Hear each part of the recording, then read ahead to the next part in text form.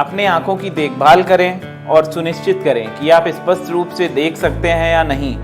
अपने ऑप्टोमेट्रिस्ट के पास जाकर अपनी आंखों की जांच कराएं। आपका ऑप्टोमेट्रिस्ट आपकी आंखों की जांच करने योग्य होता है। हेलो दोस्तों, मेरा नाम है सचिन पांडे और मैं एक सीनियर कंसल्टेंट ऑप्टोमेट्रिस्ट हूं और आज हम बात करेंगे ऑप्टोमेट्री के बारे में। ऑप्टोमेट्री के बारे में, ऑप्टोमेट्रिस्ट के बारे में, एक ऑप्टोमेट्रिस्ट का हमारे जीवन में क्या काम है।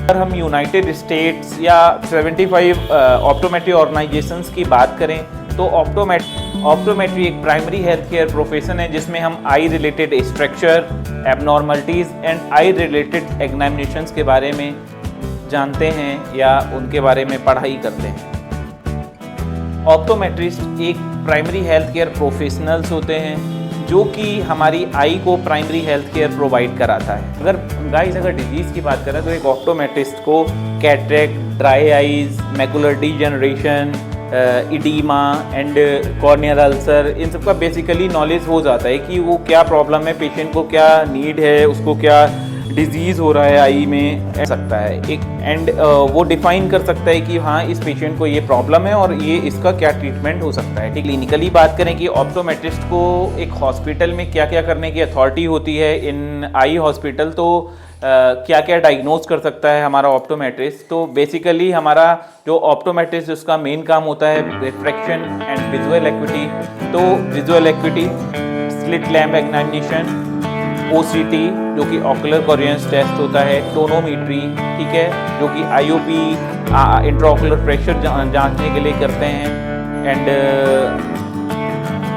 रेटिनल एग्जामिनेशंस जो भी होते हैं, रेटिना के हमारे पर्दे की जांचें होती हैं जो कि मेन ऑप्थेल्मिस्ट को करता है, बट बेसिकली हमारा ऑप्टोमेट्रिस्ट भी सारी जो भी जांचें होती हैं कर सकता है। एंड मेन काम जो ऑप्टोमेट्रिस्ट का है वो है रिफ्रैक्शन करना, जो कि एक सब करेक्शन, एक ऑप्टिक केयर करेक्शन, जो एक ऑप्टिकल करेक्शन होता है एक चश्मे से, जो हमारे पेशेंट या किसी का जो विजुअल करेक्शन होता है, विजुअल एक्टिविटी का इम्प्रूवमेंट होता है, मेन काम वो आपका ऑप्टोमेट्रिस्ट करता है।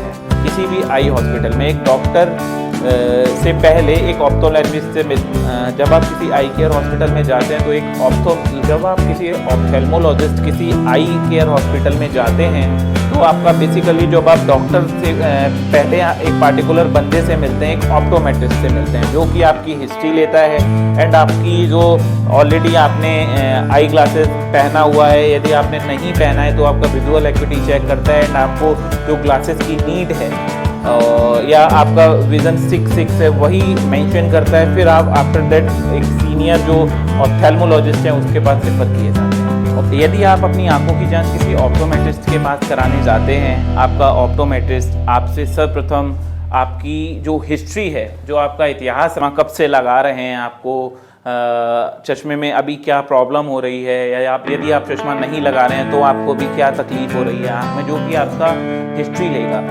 हिस्ट्री लेने के पश्चात वह आपकी आंखों की जांच करेगा। यदि आप चश्मा लगा रहे हैं, आप कॉन्टैक्ट लेंस पहन रहे हैं, तो वह उस चश्मे को, उस कॉन्टैक्ट लेंस को देखेगा कि उसमें आप कितने नंबर का लगा रहे हैं, आपको क्या प्रॉब्लम है, आपको कितना विज़न आपका विद स्पेक्स है, विदाउट स्पेक्स है, आप चश्मा लगा के कितना देख पा रहे हैं और चश्मा हटा के आपकी कितनी निगाह है। यदि आप चश्मा नहीं लगाते हैं तो सर्वप्रथम आपका जो ऑप्टोमेट्रिस्ट है आपकी विजुअल एक्टिविटी देखेगा, आपकी आंखों की जांच करेगा कि आपकी आंखों में अभी कितनी निगाह है। यदि आपको दूर के नंबर की ज़रूरत है, यदि आप 40 प्लस हैं या 30 प्लस हैं, 35 प्लस हैं, तो आपको नियर विज़न की ज़रूरत है, तो वह सर्वप्रथम यह जाँच करेगा। विजुअल एक्टिविटी लेने के पश्चात वह सब को इम्प्रूवमेंट नज़र आ रहा है कि जिसमें से आपका सुधार हो सकता है, तो वह आपका सब्जेक्टिव या ऑब्जेक्टिव रिफ्रैक्शन करता है, जो कि AR की मदद से, रेटिनोस्कोपी की मदद से या JCT की मदद से आपका चश्मे का नंबर निकालता है। चश्मे का नंबर निकालने के पश्चात वह आपको एक नंबर देता है जिससे कि आपकी विजुअल एक्टिविटी जो देखने की क्षमता है जो कि बढ़ जाती है, जो कि आप ज़्यादा देख पाते हैं। आपको कोई चश्मे की नंबर की ज़रूरत है और उसमें वो एक नंबर आंखों को प्रोवाइड, जो कि एक नंबर देता है जो आप पहन के ऑप्टिकल केयर प्रोवाइड कराएगा और आपका विजन करेक्शन हो जाएगा। ठीक है फ्रेंड्स, यदि आप ऑप्टोमेट्रिस्ट बनना चाहते हैं तो आपके पास डिप्लोमा इन ऑप्टोमेट्री होना बेहद ज़रूरी है।